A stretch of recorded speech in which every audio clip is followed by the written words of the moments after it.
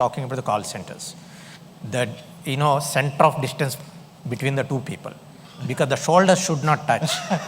Otherwise, they will squeeze more people in the work. So it has come to that stage.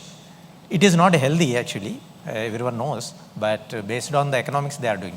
Now, when it comes to the large workstations, which you can feature so many things, like the people working in the software industry, they can afford also, they have the spaces. Also, tier 2 cities, they have the spaces. Inside the campus, just like Infosys or Wipro and all, huge campus. So inside there is huge space. You can have larger workstations. Definitely, that will, productivity of the person definitely improves. And you can have the better chair, which because most of the time, most of your active time, you are spending in the chair. If you compromise on the ergonomics of the chair, so you will definitely face a lot of health problems. Great. Yeah. So Ashish, just kind of, to round up this part of the question. So in terms of your view, in terms of, balancing, Sanjay kind of brought out some really good points around densification, utilization, which is, it's very interesting because, we've done studies with a lot of clients where we've seen, 60, 65% utilization. And then kind of, the whole concept of co-working and, like you talked a little bit more about that and how corporates can build that into their occupancy strategies to kind of drive their bottom line from. Co-working generally works, for smaller clients or startups. It does not necessarily work for the larger corporates. You'd still probably have satellite offices. So that's a concept which a couple of clients have thought about, saying, can they open smaller offices across? So it still provides people the connectivity and the ability to get into a place if they need to, in case if they don't want to work from home, and still be able to connect it on a network. So with the internet connectivity actually increasing, getting better every day in India, we are definitely gonna see some solutions on that side. Home connectivity of most employees are now robust for them to connect from home. However, some of the studies that we've been doing, we've realized that actually employees want to get to work because that's where they think they're most productive.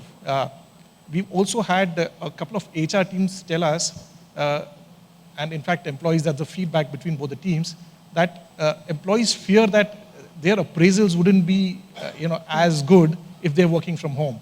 That's a real danger in today's times. So a lot of people still think that it's a good idea to actually get into office. And the utilizations have been between, let's say, 60 to 70% generally. But on an average, we've seen about 25 to 27% vacancy on if you got fixed desks. So you're really, everyone's chasing after that 25, 30% of space. Right. There isn't really anything more than what you can get from any particular office setup. So the focus has to be in terms of how best you utilize this given space. Unless you innovate in terms of usage of the space, I think it'll affect employee satisfaction. So it's very, very important that you kind of move towards activity-based workspaces. You kind of get people into environments where they'll be happy to work with, and then increase productivity of the employees. So it's important that you probably look at the concept of creating small satellite offices, but whatever clients we've spoken to, I think the general consensus is people would love to get into offices. Right. We can't do anything about the travel. Open offices, satellite offices close to where they are living. I want to say that I don't think we likely to see a conclusion on a point that which way we headed. Sure. I think we will have multiple formats appealing to different organizations. Yep. I do believe the co-working place has been existing for a very long time, and for me, is every coffee shop that we go to occasionally in between meetings is a co-working space. And it's just a blend of business center and a coffee shop is what we're discussing as a co-working concept these days. I think it's going to grow. Sure. And that's where those kind of spaces are moving into campuses. Yeah. We're creating multi-tenanted office buildings, but there'll be more co-working spaces within campuses where small startups work out. Shopping centers have a concept called non-leasable area or revenue from non-leasable area. They put advertisement on the wall, they put on the parking. I think campuses are moving where open areas will be utilized more effectively, adding to the productivity, eventually intrinsic value of the park is going up. Sure. Great. Exactly. So kind of just to kind of wrap up the session and kind of going back to our topic, which was in terms of how can workspace management drive the company bottom line, and kind of, I think most of the panel agreed that in terms of a lot of it, in terms of driving that, being employee focused is going to drive that productivity, which is probably potentially more beneficial than driving down your real estate costs. So kind of just a quick question. So would you, and everyone, it's a yes or no. So would you increase your real estate budget by 10% to potentially help drive employee productivity? As an owner of a company, yes or no?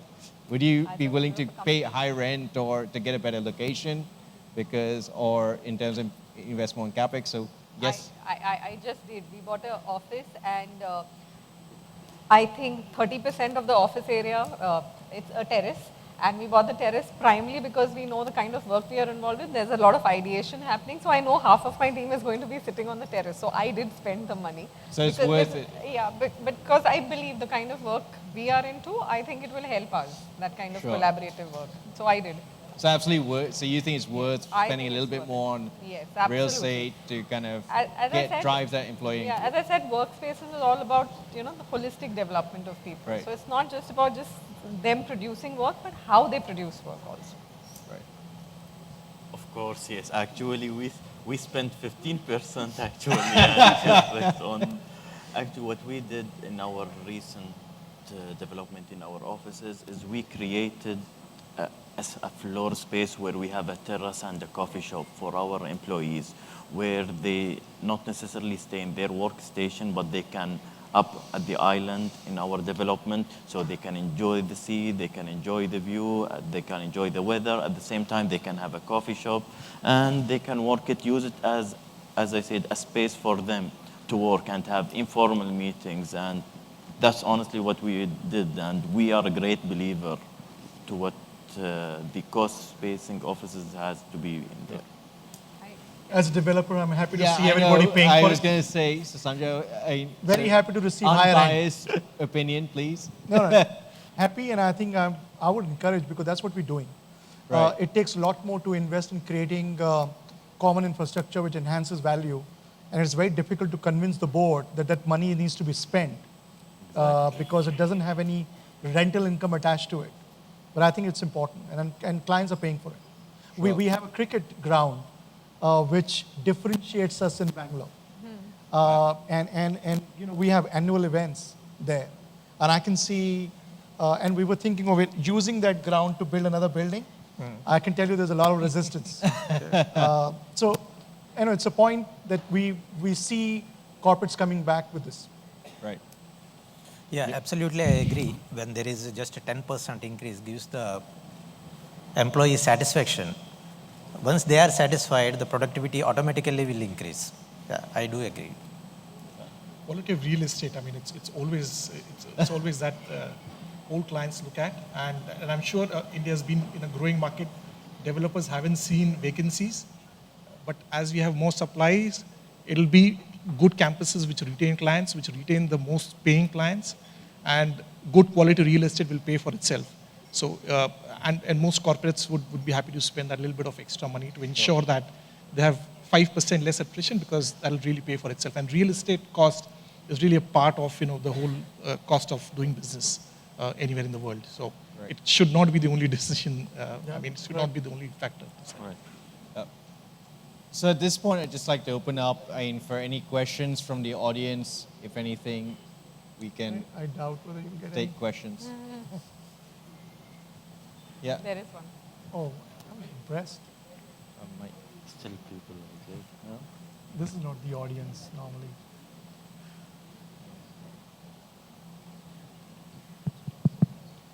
My questions to Mr. Sanjay Dutt.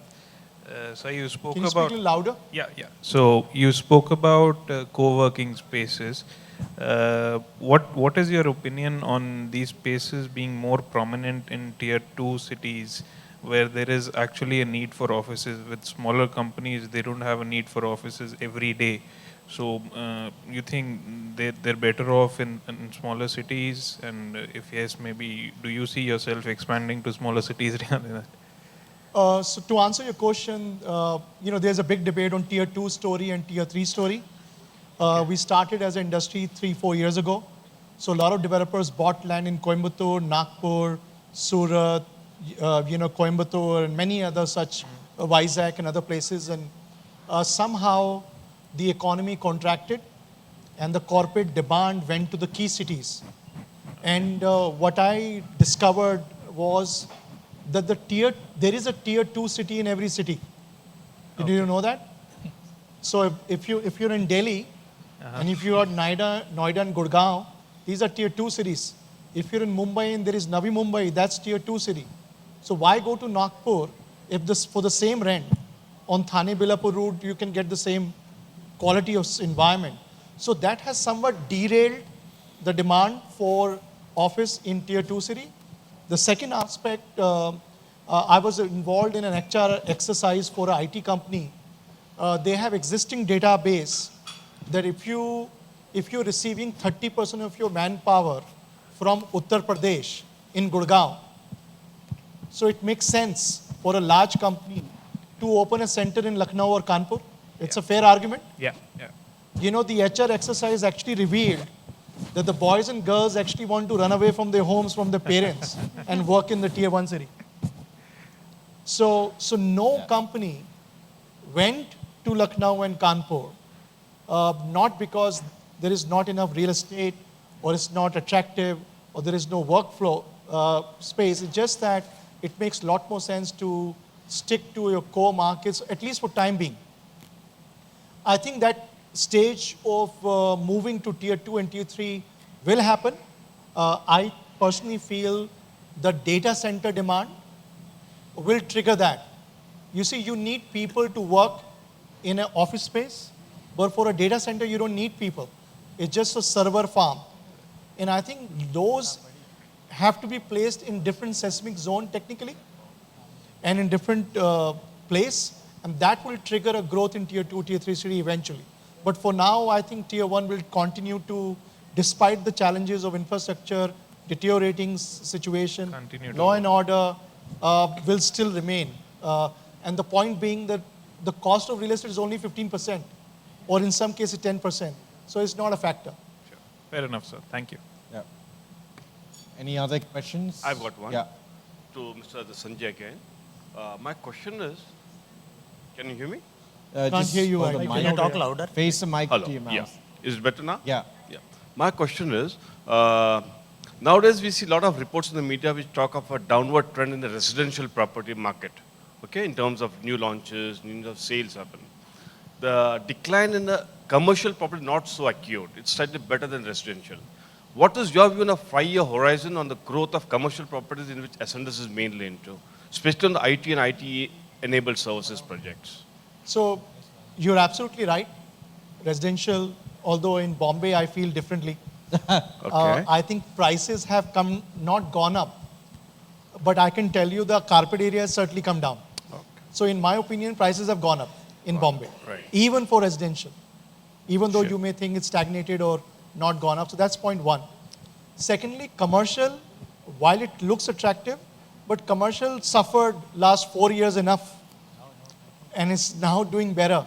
It's not doing It's better. largely to do with the herd mentality in Indian real estate sector, where one developer jumps in multiple cities, shopping center, hotel, everybody else does, and then they pursue commercial at one time.